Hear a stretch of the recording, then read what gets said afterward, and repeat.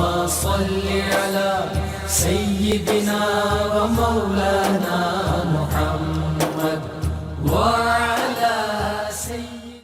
جی ناظرین و سامعین، پروگرام یاد الہی میں روزانہ عظیم ہستیوں کے تذکارے پاک کیے جاتے ہیں اور کچھ ایسے موضوعات پر گفتگو ہوتی ہے جن سے آپ کو رہنمائی حاصل ہوتی ہے.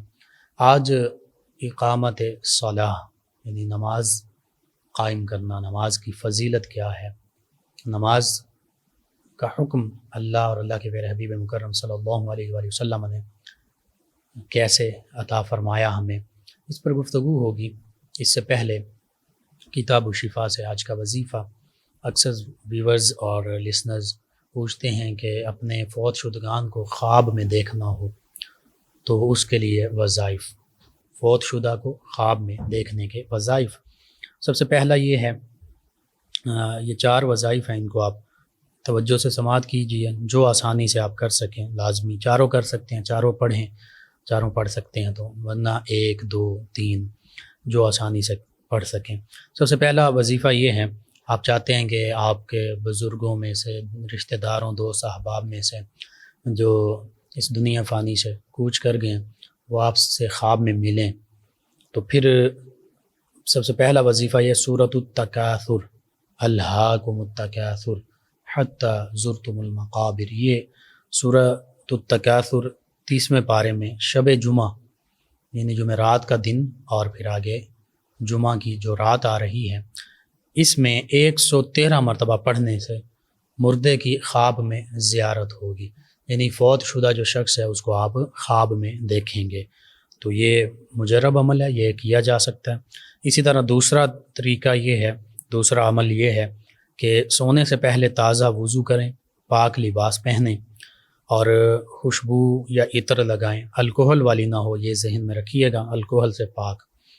اور پھر سورۃ الشمس، یہ بھی 30ویں پارے میں، سورۃ القدر، یہ بھی 30ویں پارے میں، سورۃ اللیل، یہ بھی 30ویں پارے میں ہے، اور سورۃ التین، یہ بھی 30ویں پارے میں. یہ چاروں صورتیں، سورۃ الشمس، سورۃ القدر، سورۃ اللیل اور سورۃ التین، ایک مرتبہ پڑھ کر یہ دعا مانگیں، یہ دعا پڑھیں. دعا سماعت کر لیجئے، یوٹیوب سے اس کو آپ دیکھ بھی سکتے ہیں، پڑھ بھی سکتے ہیں. میں 2 دفعہ پڑھ دیتا ہوں.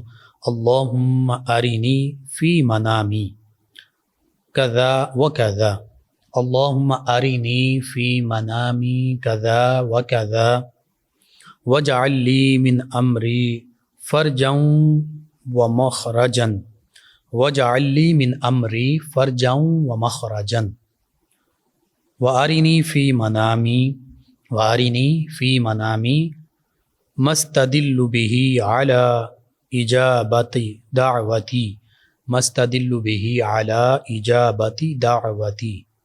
ترجمہ یہی ہے، اللہ فلاں فلاں جس کو میں چاہتا ہوں اس کو میرے خواب میں مجھے دکھا، اور یہ جو امر ہے اس کو میرے لیے آسان فرما دے، اور جو میں نے دعا مانگی ہے، جس کو میں دیکھنا چاہتا ہوں، اپنی دعا میں جس کا ذکر کیا، اس کو مجھے خواب میں میں اس کی زیارت کر سکوں، دیکھ سکوں. تو یہ دوسرا عمل ہے، یہ بھی کریں. اور سیدنا امام حسن بصری علیہ رحمہ، ان سے منقول ہے، ان سے روایت ہے کہ اپنے خواب میں کسی فوت شدہ کو دیکھنے کا کوئی بھی اگر ارادہ کرے تو اسے چاہیے کہ وہ شخص عشاء کے فرض اور وتر پڑھ کر، یعنی عشاء کی نماز پڑھ کر 4 رکعات نماز نفل پڑھے. 4 رکعات پڑھنے ہیں نفل کے، اور ہر رکعت میں سورۃ الفاتحہ کے بعد سورۃ التکاثر یہ 1 مرتبہ پڑھے، اور اپنی خوابگاہ میں لیٹ کر، یعنی جہاں سونا ہے وہاں لیٹ جائے اور یہ کلمات 21 مرتبہ پڑھے. اللہم ارینی فلانا علی حالت التی هو علیہا، اللہم ارینی فلانا علی حالت التی هو علیہا، کہ اللہ فلاں کو، اب یہ فلاں کی جگہ پر اس شخص کا نام لینا، اللہم ارینی آگے نام لیں گے جس کو دیکھنا چاہتے ہیں، علی حالت التی، اس حال میں، ہوا علیہا جس پر وہ ہے. تو فلاں کی جگہ جس شخص کو آپ دیکھنا چاہتے ہیں اس کا نام لیں گے، اس فوت شدہ کا، اور ان کلمات کو 21 مرتبہ پڑھیں گے، انشاءاللہ اسی شب خواب میں آپ اس فوت شدہ کو دیکھیں گے۔ تو یہ بھی مجرب عمل ہے، یہ اکیلا بھی کیا جا سکتا ہے، اس کے ساتھ باقی عمل بھی کیے جا سکتے ہیں۔ اور ایک چوتھا عمل یہ ہے، چوتھا وظیفہ یہ ہے کہ سورۃ التکویر، یہ بھی 30ویں پارے میں اذا الشمس کورت، اس کو 21 مرتبہ پڑھ کر جس شخص کو آپ خواب میں دیکھنا چاہتے ہیں اس کا تصور کر کے، یعنی خیال میں آنکھوں کے سامنے اس کو لائیں کہ میں اس کو دیکھنا چاہتا ہوں، تصور کر کے پڑھ کر سو جائیں، اور 3 رات یہ عمل کرتے رہیں۔ 3 راتوں میں انشاءاللہ مراد پوری ہوگی، آپ فوت شدہ کو دیکھ سکیں گے۔ تو یہ اکثر اوقات ویورز، ہمارے لسنرز پوچھتے ہیں کہ فوت شدہ کو خواب میں دیکھنے کا عمل کیا؟ یہ 4 عمل ہیں، چاروں کیجئے، زیادہ بہتر ہے۔ 3، 2، کم از کم 1 جو بھی آپ سمجھتے ہیں۔ اگر 1 سے آپ کا معاملہ نہیں ہوتا حل، پھر 2 کر لیجئے اکٹھے، 3 کر لیجئے، 4 کر لیجئے۔ تو یہ آج کا وظیفہ تھا، فوت شدہ کو خواب میں دیکھنے کا عمل۔ آپ کو ضرورت ہے، ضرور اپنے معمول کا حصہ بنائیے، اپنے اعزاء اقربا یعنی رشتہ داروں کو بتائیے، دوست احباب، پڑوسی، محلہ داروں، امت مسلمہ کو بتائیے، شیئر کیجئے۔ اگر میرے، آپ کے، ہمارے بتانے سے امت مسلمہ میں سے کسی بھی ہمارے مسلمان بہن بھائی، کسی مسلمان فرد کا فائدہ ہوتا ہے، انشاءاللہ دین و دنیا آخرت میں ہمارے لیے بھی یہ بھلائی، فائدے اور نجات کا باعث ہوگا۔ جی ناظرین و سامعین، نماز عربی میں اس کو صلاۃ کہتے ہیں، اور صلاۃ کے اگرچہ کئی معنی ہیں۔ صلاۃ کا ایک معنی نماز ہے، ایک معنی درود ہے، ایک معنی دعائے رحمت بھی ہے۔ تو اللہ سبحانہ و تعالیٰ نے نماز کا حکم، چونکہ اکثر واقیم الصلاۃ ان الفاظ کے ساتھ، ان صیغوں کے ساتھ اللہ سبحانہ و تعالیٰ نے حکم دیا ہے، اور فرمایا کہیں واقام الصلاۃ، اور اس کا مطلب یہ ہے کہ نماز قائم کرو۔ یہ تقریباً 700 سے زائد مرتبہ مختلف صیغوں اور مختلف طریقوں کے ساتھ اللہ سبحانہ و تعالیٰ نے قرآن مجید فرقان حمید میں نماز قائم کرنے کا، نماز پڑھنے کا حکم دیا ہے۔ حتیٰ کہ سورہ بقرہ جو ابتدائی صورت ہے، اس کو ہی دیکھیں پہلے پارے سے جس کا آغاز ہو رہا ہے، تو وہاں پر بھی متقی لوگوں کی، جن کے لیے کتاب مجید، قرآن مجید فرقان حمید ہدایت ہے اور لا ریب کتاب ہے، یہ اس میں کوئی شک نہیں ہے، ان کی صفات، ان کی خصوصیات جب بیان فرمائیں تو سب سے پہلا کہ وہ متقی ہیں، اور متقی وہ ہیں، فرمایا کہ الذین یؤمنون بالغیب، غیب پر ایمان لاتے ہیں، اور پھر ویقیمون الصلاۃ، نماز قائم کرتے ہیں۔ تو یہاں پر جو ایمان کے بعد عمل کے حوالے سے پہلی صفت بیان کی ہے، وہ نماز قائم کرنے کی صفت بیان کی ہے، متقی لوگوں کی، ایمان والوں کی۔ تو پتہ چلا نماز بہت زیادہ اہمیت کی حامل ہے، کہ جو ترتیب کے لحاظ سے پہلی صورت ہے، اس کے ابتدائی ہی آیات بینات میں، حتیٰ کہ متقی لوگوں کی، مومنین جو ایمان والے ہیں، ان کی صفات میں پختہ ایمان کے بعد، غیب پر ایمان لانے کے بعد سب سے پہلی جو صفت اور خوبی کا ذکر فرمایا، وہ یہی فرمایا کہ وہ تو نماز قائم کرتے ہیں۔ اب نماز قائم کرنے سے کیا مراد ہے؟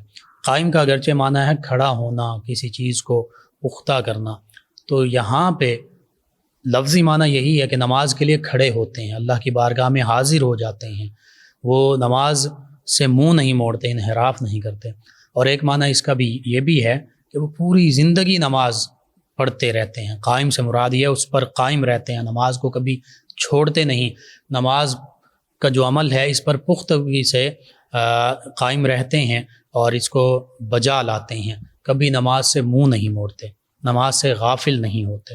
تو یہ ہے نماز قائم کرنا۔ اور پھر اگرچہ اس کی اگر تفصیل میں جائیں تو نماز قائم کرنے سے یہ بھی مراد ہے کہ نماز کی جو ظاہری شرائط ہیں، جو ارکان ہیں، ان کو بھی پورا بجا لاتے ہیں، اور جب نماز کے لیے خشوع و خضوع کی ضرورت ہے، جو اخلاص کے ساتھ اللہ کی بارگاہ میں حاضر ہونا ہے، جس کو حدیث مبارکہ میں احسان فرمایا گیا، اس پر بھی وہ عمل پیرا ہوتے ہیں۔ یعنی صرف کاہلوں کی طرح فویل للمصلین الذین هم عن صلاتهم ساہون، کہ اللہ نے فرمایا ان نمازیوں کے لیے ویل ہے، خرابی ہے، ان کے لیے بدبختی ہے جو اپنی نمازوں سے غفلت اختیار کرتے ہیں، اپنی نمازوں میں سستی دکھاتے ہیں۔ تو مطلب یہ ہے کہ اگر غافل دل کے ساتھ کھڑا ہو اور بس ایسے مجبوراً کھڑا ہو نماز میں اور اس کو اللہ کی رضا کی خاطر ادا نہ کر رہا ہو یا لوگوں کو دکھانے کے لیے نماز پڑھ رہا ہے، تو پھر یہ اقامت صلاح میں نہیں ہوگا۔ یہ صرف ایک عادت تو ہو سکتی ہے کہ وہ نماز کی عادت پوری کر رہا ہے ایک معمول کے طور پر، لیکن یہ حقیقی عبادت نہیں ہو سکتی، یہ اقامت صلاح میں شامل نہیں ہوگی۔ تو اس حوالے سے حقیقت یہ ہے، اور متقی لوگ انبیاء کرام علیہ السلام، صحابہ کرام، اہل بیت کرام، اولیاء کرام، ان کی صفات میں سے یہ ہے کہ یہ اقامت صلاح ان کا معمول ہوتا ہے۔ پوری زندگی یہ تقویٰ کے بھی پیکر ہوتے ہیں اور اللہ کی بارگاہ میں سر بسجود بھی ہوتے ہیں۔ اور پھر اسی سورہ بقرہ میں واقیم الصلاۃ، جہاں پہ آگے 5ویں رکوع میں غالباً فرمایا، وہاں پہ یہ بھی فرمایا کہ وَارْكَعُوا مَعَ الرَّاكِعِينَ، اور رکوع کرو رکوع کرنے والوں کے ساتھ۔ تو اس سے بھی اقامت صلاح کے معنی سمجھ آ رہے ہیں کہ اقامت صلاح نماز ہمیشہ قائم کرنا، نماز کو قائم کرنے سے مراد یہ ہے کہ اللہ کی بارگاہ میں حاضر ہو جائے بندہ مومن، پھر رکوع کرنے والوں کے ساتھ رکوع کرے، یعنی خاص طور پر یہ مردوں کے لیے یہ حکم ہے کہ وہ نماز جو فرض ہے وہ باجماعت ادا کریں، جہاں باقی بھی نماز پڑھ رہے ہیں، رکوع و سجود کر رہے ہیں، ان کے ساتھ شامل ہوں۔ تو بہرحال یہ مختصر سا معنی اور مفہوم میں نے عرض کر دیا نماز کا کیا ہے، لیکن اگر اس کے برعکس معاملہ ہے تو پھر وہی سورہ ماعون کی جو ویل ہے وہ ایسے نمازی کے لیے، اس پر بھی تفصیل سے کسی پروگرام میں انشاءاللہ بات کریں گے۔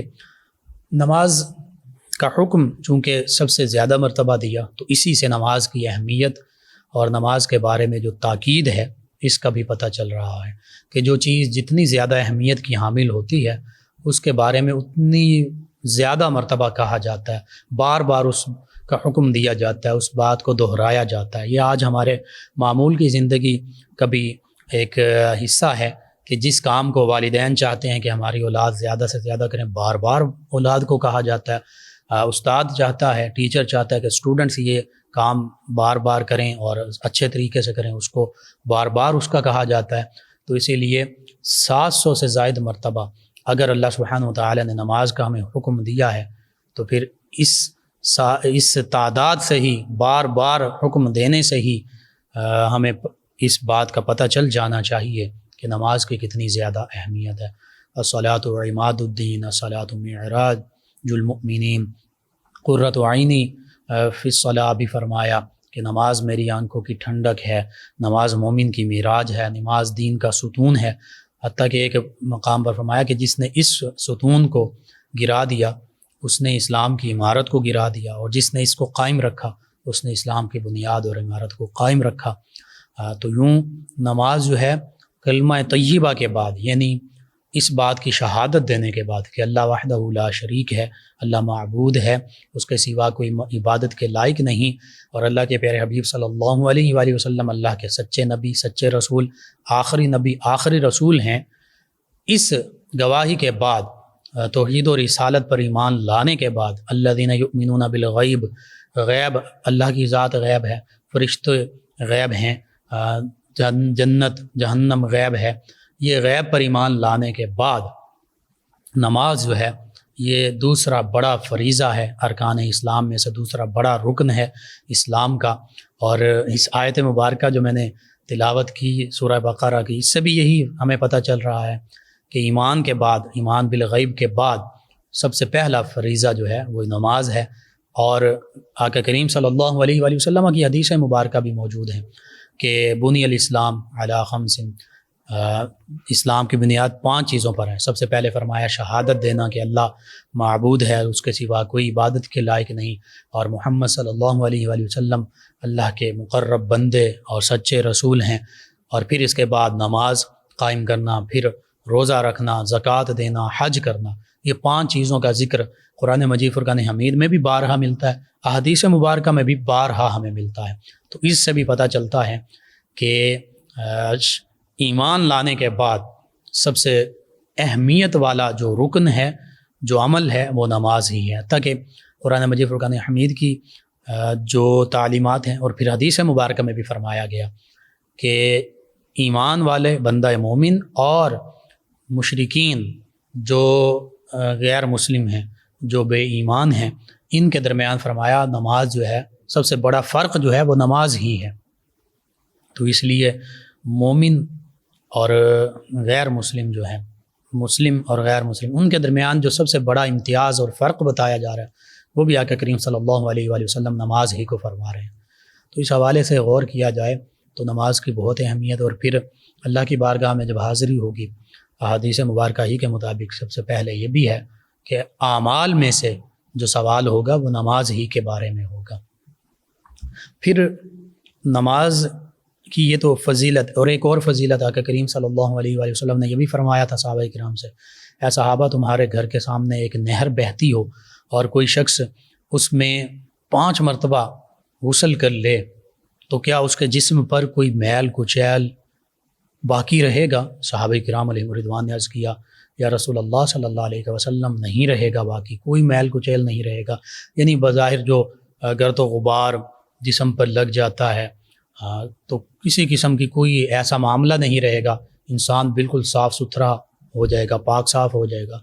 تو نبی رحمت صلی اللہ علیہ وآلہ وسلم نے ارشاد فرمایا نماز کی مثال بھی یہی ہے کہ جو بندہ مومن نماز ادا کر لیتا ہے وہ بھی یوں ہی گناہوں سے، میل کچیل سے پاک صاف ہو جاتا ہے، اور پھر اللہ کی عبادت کرنے سے تو یوں گناہ جھڑتے ہیں جیسے درختوں سے پتے جھڑتے ہیں۔ اور پھر نماز ایسی ہے، احادیث مبارکہ اگر ہم پڑھیں ان کا خلاصہ یہ کہ ایک نماز اور پھر دوسری نماز کا انتظار کرنے والا، اس کے جو درمیان میں اگر کوئی صغیرہ گناہ ہو تو اللہ سبحانہ وتعالی ان کی بدولت معاف فرما دیتا ہے۔ جمعہ سے جمعہ کے درمیان گناہوں کا ذکر فرمایا کہ جو ایک جمعہ سے پھر دوسرا جمعہ بھی پڑتا ہے اس کے درمیان جو گناہ ہیں یعنی صغیرہ گناہ وہ معاف کر دیے جاتے ہیں۔ تو جو چھوٹے گناہ ہیں وہ تو صرف اس وجہ سے کہ وہ بندہ مومن نماز میں ہی لگا ہوا ہے، ایک نماز کے بعد دوسرے نماز کے انتظار میں ہے، چھوٹے گناہ جو ہیں وہ یوں اللہ سبحانہ وتعالی ان کی بخشش فرما دیتا۔ ہاں جو کبائر ہیں، کبیرہ گناہ ہیں، بڑے گناہ ہیں، ان کے لیے توبہ لازمی ہے، ان کے لیے اللہ کی بارگاہ میں معافی کا طلبگار ہونا لازمی ہے۔ اور اگر حقوق العباد میں سے کسی کی حق تلفی کی، حق چھینا ہے، کسی کے پاس ساتھ ظلم کیا ہے، کسی کو برا بھلا کہا ہے اور بلا وجہ کہا ہے تو پھر اس سے معافی مانگنا یہ بھی ضروری ہے، پھر اللہ کی بارگاہ میں معافی مانگی جائے گی۔ تو یہ نماز کی اتنی زیادہ اہمیت ہے۔ آقا کریم صلی اللہ علیہ وآلہ وسلم کے ایک فرمان کے مطابق جو سویا ہوا ہے، سو گیا تو اب نماز رہ گئی یا بھول گیا نماز پڑھنا، تو فرمایا جیسے ہی اس کو یاد آئے، جیسے ہی اٹھے فوراً نماز ادا کرے۔ تو جو سویا ہوا ہے، یہ بھی ایک حدیث مبارکہ، سویا ہوا اس پر شریعت جب تک وہ سویا ہوا ہے اس وقت تک اب وہ شریعت کا مکلف نہیں ہے۔ اسی طرح اگر کوئی مجنون ہے، پاگل ہے، دیوانہ ہے، جب تک وہ عقل مند نہ ہو جائے اس وقت تک شریعت اس پر لاگو نہیں۔ اسی طرح جو بچہ ہے، نابالغ ہے، جب تک بالغ نہ ہو جائے اس پر شریعت لاگو نہیں۔ لیکن جو بالغ ہے اور جو بالغ ہے اس کے بعد عاقل ہے اور مسلمان ہے اور نیند میں بھی نہیں ہے، اس پر شریعت ہر لمحہ نافذ ہوگی، اور پھر نماز کا معاملہ بھی اسی میں شامل ہے۔ اس حوالے سے بھی دیکھنا چاہیے ہمیں۔ پھر نماز کی فضیلت کے مومن کی معراج فرمائی۔ آقا کریم صلی اللہ علیہ وآلہ وسلم کی معراج یہ تھی کہ اللہ سبحانہ وتعالی کا دیدار کیا۔ بندہ مومن کی معراج یہ ہے، عروج یہ ہے، ترقی ہے۔ آج ہم ترقی چاہتے ہیں نا، ہم عروج اور سربلندیاں چاہتے ہیں، تو اللہ کے پیارے حبیب صلی اللہ علیہ وآلہ وسلم کے فرمان کے مطابق تو ترقی بھی یہی ہے، معراج بھی یہی ہے، سربلندی بھی یہی ہے، عروج بھی یہی ہے کہ بندہ مومن نماز پڑھے۔ اور پھر ہر بندہ سکسیسفل ہونا چاہتا ہے، ہر بندہ کامیابی چاہتا ہے، تو حی علی الصلاۃ، آؤ نماز کی طرف، حی علی الفلاح، آؤ کامیابی کی طرف۔ نماز میں 5 مرتبہ اذان میں، نماز سے پہلے یہ صدا دی جا رہی ہے، اس کا مقصد ہی یہی ہے۔ اتنی اونچی آواز سے اذان کا معنی اذن، اجازت، اور بلاوا بھی اس کا ایک معنی ہے، بلایا جا رہا ہے کس لیے؟ کہ اللہ کی بارگاہ میں حاضر ہو جاؤ نماز کے لیے، کامیابی کے لیے۔ آج ہر بندہ کامیابی چاہتا ہے، لیکن حقیقی کامیابی اللہ سبحانہ وتعالی اور اسلام کی تعلیمات کے مطابق وہ نماز ہے۔ لیکن ہم اگر نماز نہ پڑھیں، نماز کی طرف جائیں بھی نہیں، اور ہم کہیں کہ ہم کامیاب ہو جائیں، تو پھر اس پر بھی غور کرنا چاہیے۔ پھر وہ کامیابی، وہ بظاہر ظاہری کامیابی ہوگی، وہ عارضی کامیابی ہوگی، حقیقت میں وہ کامیابی نہیں کہلا سکتی۔ اسی طرح بحیثیت انسان بعض اوقات نماز رہ جاتی ہے، سستی ہو جاتی ہے، لیکن نہیں ہونی چاہیے۔ جیسے ہی یاد آئے فوراً نماز پڑھیے، قضا ہو گئی ہے وہ اس قضا کو، نماز کو پڑھیے۔ اور اسی طرح اگر زیادہ نمازیں قضا ہو چکی ہیں تو پھر یہ بھی بات ذہن میں رکھیے کہ فرض اگر کسی پر عائد ہوتا ہے، ہمارے ذمے فرض نماز ہے یا واجب رہتے ہیں، وطر رہتے ہیں، تو اب ہم نفل پڑھتے رہیں اور فرض اور واجب جو ہیں وہ پورے ادا نہ کریں، تو وہ نفل ہمارے کسی کام کے نہیں۔ اس کی وجہ یہ ہے کہ اور یہ شرعی مسئلہ بھی ہے کہ فرض اور واجب بندے کے ذمے ہیں، اور وہ نفلی عبادات کر رہا ہے، نفل پڑھ رہا ہے، تو ذمے تو یہ تھا کہ فرض اور واجب چونکہ ان کی اہمیت زیادہ ہے، نفل اگر نہیں پڑھتا تو گناہ نہیں ہے، لیکن اگر فرض اور واجب چھوڑ دیتا ہے تو پھر گناہ ہے۔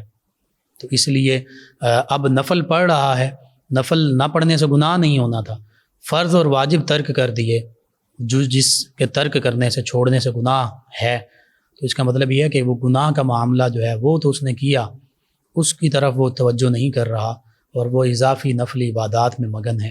تو پتہ چلا سب سے پہلے فرض اور واجب جو ہیں ان کو ادا کرنا چاہیے، وہ ادا کر لی ہیں، سنن ادا کر لی ہیں، تو پھر آپ جتنے مرضی نفل پڑھیے۔ اور پھر نماز کے معاملے میں ایک یہ بھی آج ہمارا المیہ ہے کہ ہم اسلام کی تعلیمات سے دور ہیں اور پوچھتے بھی نہیں ہیں بعض اوقات، اور علماء کرام کے پاس بیٹھتے بھی نہیں ہیں۔ نبی رحمت صلی اللہ علیہ وآلہ وسلم مسجد میں بھی نماز ادا فرمایا کرتے تھے فرائض کے علاوہ، لیکن آپ کا معمول مبارکہ یہ تھا، اکثر آقا کریم صلی اللہ علیہ وآلہ وسلم فرائض کے علاوہ باقی نماز جو ہے وہ اپنے کاشانہ مبارکہ میں ادا فرمایا کرتے تھے، اور اسی کا حکم بھی دیا۔ مختلف حدیث مبارکہ ہیں کہ گھروں کو قبرستان مت بناؤ، گھروں میں بھی نماز پڑھو، یعنی مردوں کے لیے فرض کے علاوہ باقی نماز وہ گھر میں پڑھیں، یہ آقا کریم صلی اللہ علیہ وآلہ وسلم کے مبارک طریقے کے مطابق ہے۔ اسی طرح ایک حدیث مبارکہ میں نے پڑھی کہ گھر میں فرض کے علاوہ نماز پڑھنا، آقا کریم صلی اللہ علیہ وآلہ وسلم فرماتے ہیں میری مسجد یعنی مسجد نبوی میں نماز پڑھنے سے بھی زیادہ فضیلت والا عمل ہے۔ لیکن آج ہم نے گھروں کو بھی ویران کر دیا، اور پھر جن گھروں میں اللہ کے کلام کی تلاوت ہوتی ہے، نماز پڑھی جاتی، عبادت ہوتی ہے، اللہ کا ذکر ہوتا ہے، احادیث مبارکہ میں آتا ہے کہ وہ آسمان والوں کو یوں نظر آتے ہیں جیسے روشن چمکتے ستارے، جیسے ہمیں آسمان پر ستارے نظر آتے ہیں ویسے وہ زمین پر آسمان والوں کو نظر آ رہے ہوتے ہیں روشن چمکتے ہوئے ستاروں کی مانند۔ تو کتنی زیادہ فضیلت ہے نماز کی، اور پھر فرض کے علاوہ دیگر نماز جو ہے وہ باقی نماز جو ہے گھر میں پڑھنے کی، ہم ان تمام معاملات سے غفلت میں پڑے ہوئے ہیں۔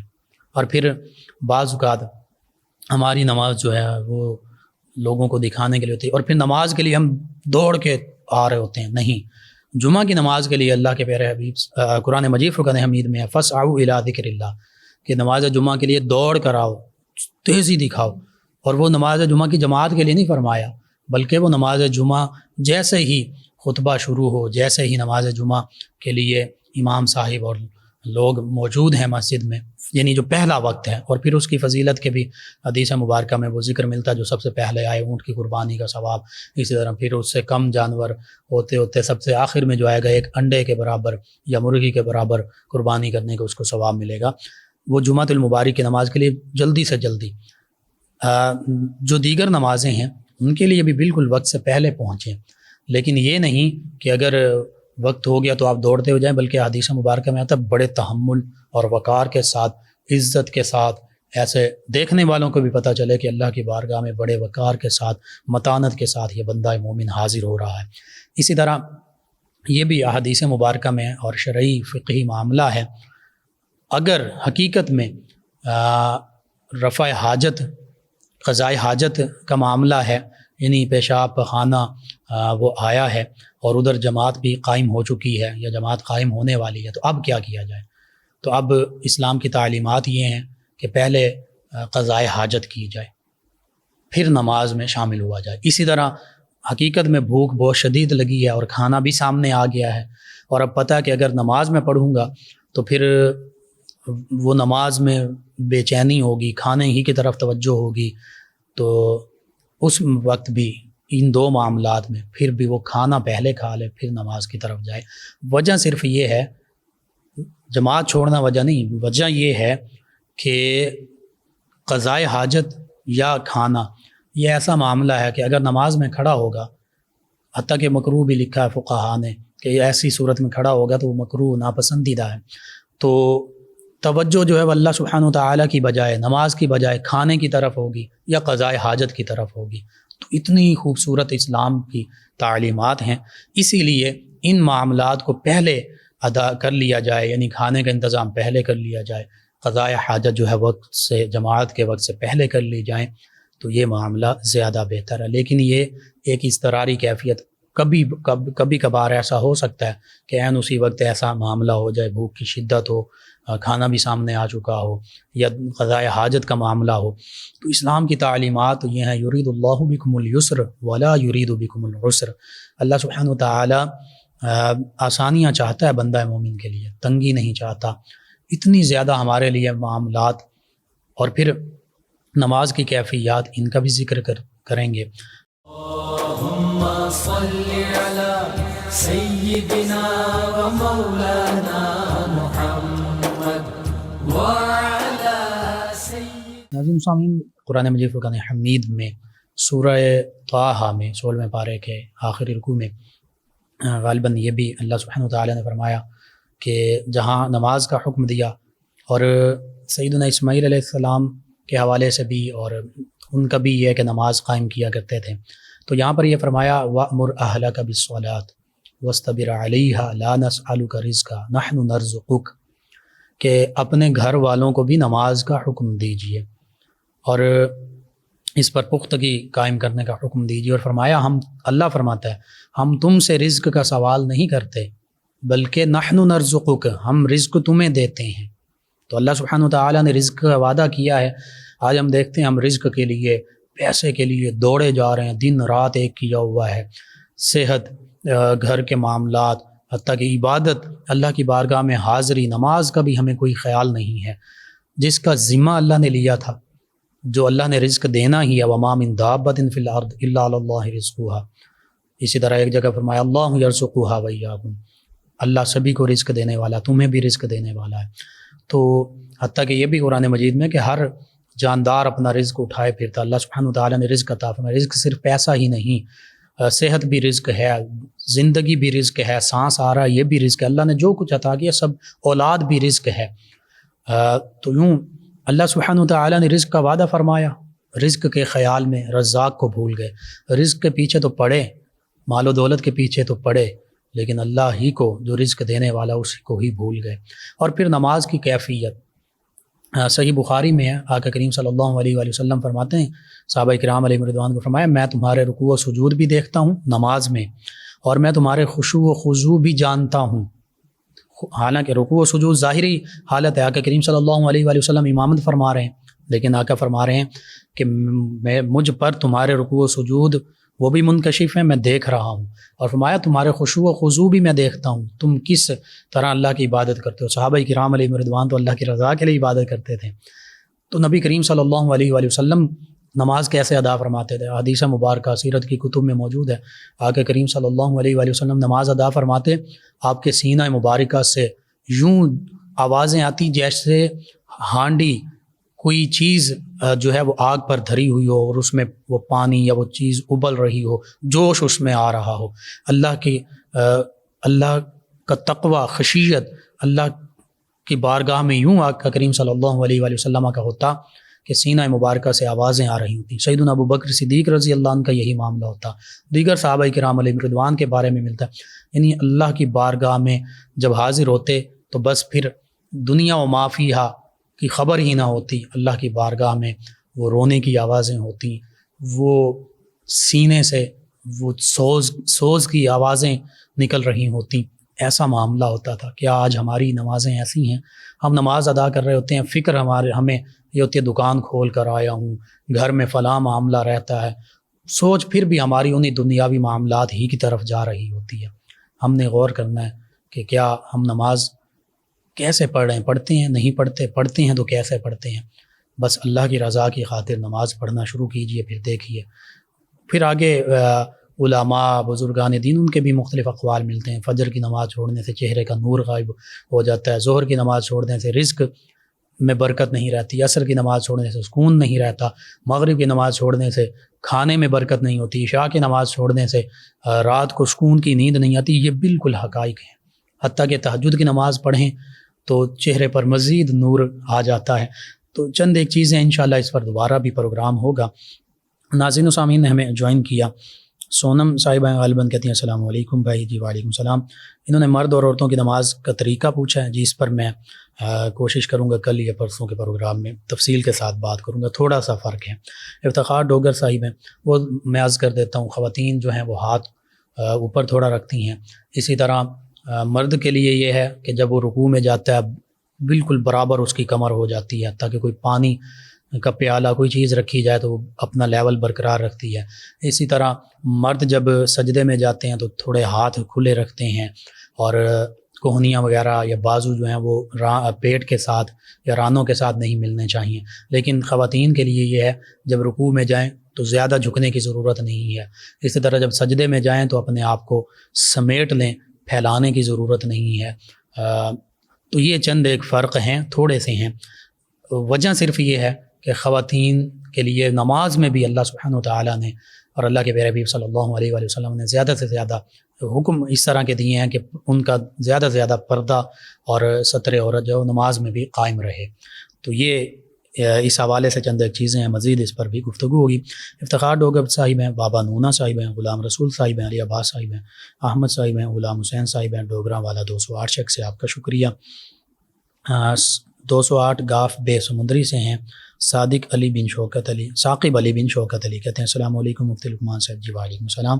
کہتے ہیں کہ نماز کا موضوع، اس پر بات یہ اچھی بات ہے، اور اللہ آپ کو عزت عطا فرمائے، آمین۔ اللہ تعالیٰ آپ کو تمام امت مسلمہ کو عزتیں، خوشحالیاں، دین و دنیا آخرت کی بھلائیاں عطا فرمائے۔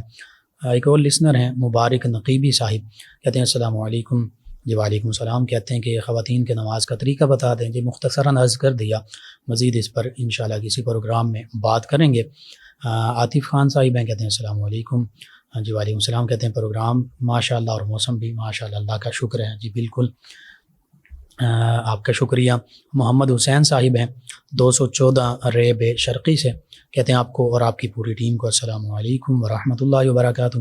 جی وعلیکم السلام ورحمۃ اللہ وبرکاتہ۔ صبح بخیر کہا، جی آپ کے لیے بھی صبح بخیر، صباح الخیر۔ کہتے ہیں آپ کا پروگرام بہت اچھا ہے، اور سوال انہوں نے کیا کہ اگر فوت شدہ کو خواب میں بیمار دیکھا جائے تو کیسا، اس کا کہتے ہیں جواب بتا دیجیے۔ جزاک اللہ کہا۔ جی میں عرض کرتا ہوں، ان کے ساتھ ایک اور لسنر ہے، ان کا بھی خواب کا معاملہ، تو یہ دونوں خواب کے جو تعبیرات ہیں اکٹھے میں بیان کر دیتا ہوں۔ راشد علی پوری صاحب ہیں، ٹیم کو سلام کہا، جی ٹیم ہی کی جانب سے وعلیکم السلام میری طرف سے بھی۔ اور کہتے ہیں خواب میں دودھ ملتا ہے، میں پی لیتا ہوں، اور کبھی فوتگی دیکھتا ہوں، کبھی کوئی پھل دیکھتا ہوں، اس کا کیا مطلب ہے؟ جی میں عرض کرتا ہوں، فوت شدہ کو خواب میں بیمار دیکھا جائے تو اس میں یہی ہے، بیماری جو ہے وہ اس طرف توجہ دلائی جا رہی ہے کہ ان کے لیے کچھ نہ کچھ پڑھا جائے، ان کے لیے دعائے مغفرت کی جائے، یعنی وہ ویکنس ہے، کمزوری ہے ایک، تو ان کو تقویت پہنچائی جائے۔ اب تقویت جو ہے وہ میڈیسن تو ان کو نہیں دی جائے گی، تقویت یہی ہے کہ ان کے لیے دعائے مغفرت کی جائے، قرآن کریم کی تلاوت کی جائے، درود پاک استغفار کیا جائے، ان کی طرف سے اصحال ثواب کیا جائے، ان کی طرف سے صدقہ خیرات کیا جائے۔ تو یہ معاملات ہیں، تو آپ کوشش کیجئے، اگر ایسا آپ خواب دیکھتے ہیں کسی کو تو اس کی طرف سے صدقہ خیرات کر دیجئے، اس کے لیے اصحال ثواب کر دیجئے۔ اور دودھ کا انہوں نے کہا، راشد علی پوری صاحب نے، بالکل یہ اچھا معاملہ ہے، کوئی ایسا اس میں پریشانی کا معاملہ نہیں ہے، خیر و برکت حاصل ہوگی آپ کو۔ اور دودھ کو علم سے بھی تعبیر دی گئی ہے، سیدنا عمر رضی اللہ عنہ کے بارے میں بھی یہ ملتا ہے، انہوں نے خواب میں دودھ پیا، دودھ ملا اور پیا اور آقا کریم صلی اللہ علیہ وسلم آیا، یہ ان کے دین اور علم کی طرف اشارہ ہے۔ تو بالکل دین اور علم کی طرف اشارہ ہوتا ہے۔ اللہ تعالیٰ آپ کو مزید دین کے علم میں اور دین میں ترقی عطا فرمائے۔ آپ خود بھی اس جانب کوشش کیجیے۔ فوتگی کا معاملہ یہ ہے کہ اگر اپنے آپ کو فوت دیکھے یا کسی کو بھی، تو عام طور پر یہ اس کی زندگی کی دلیل ہوتی ہے، لمبی زندگی کی دلیل۔ تو انشاءاللہ یہ بھی بہتر ہوگا۔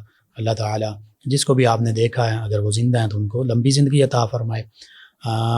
پھل دیکھنا، پھل بھی اللہ کی نعمتیں ہیں، تو بالکل یہ اللہ کی نعمتوں کی دلیل ہے، اور سورہ رحمان میں تو مختلف پھلوں کا ذکر ہے، تو اللہ کی نعمتیں ہیں۔ انشاءاللہ یہ بھی آپ کے لیے مبارک خواب ہے، کوئی اس میں پریشانی کی ضرورت نہیں ہے۔ ہاں ویسے عام معمولات میں بھی ہمیں چاہیے ہم اللہ کی رضا کی خاطر اللہ کی بارگاہ میں سر بسجود ہوتے رہیں، نوافل اور دیگر معاملات، اور اس سے بڑھ کر اللہ کی مخلوق پر خرچ کرتے رہیں۔ تو آپ بھی، میں بھی، ہم سب اللہ کی مخلوق پر خرچ کرنے والے بن جائیں۔ اللہ تعالیٰ آپ کو، مجھے، ہم سب کو آسانیاں عطا فرمائے اور آسانیاں تقسیم کرنے والا بنا دے۔ تو بالکل تمام مسلمانوں کے لیے یہی ہے، حقوق اللہ بھی پورے کیجیے اور حقوق العباد بھی پورے کیجیے، اللہ کی مخلوق کے ساتھ محبت کیجیے، نبی رحمت صلی اللہ علیہ وآلہ وسلم کے ساتھ اپنی جان، مال، اولاد، ہر چیز سے بڑھ کر محبت کیجیے، یہی ایمان ہے۔ اللہ کی بارگاہ میں اللہ کی رضا کی خاطر سر بسجود رہا کیجیے۔ اللہ تعالیٰ ہمیں دین و دنیا آخرت کی بھلائیاں عطا فرمائے، آمین۔ جی ناظرین و سامعین، پروگرام کا وقت ختم ہو جاتا ہے۔ انشاءاللہ کل صبح دوبارہ آپ سے ملاقات ہوگی پروگرام یاد الہی میں۔ اپنے میزبان محمد لقمان رضا اور ہماری ٹیم کو اجازت دیجیے۔ اللہ نگہبان۔ اللہم صل علی سیدنا و مولانا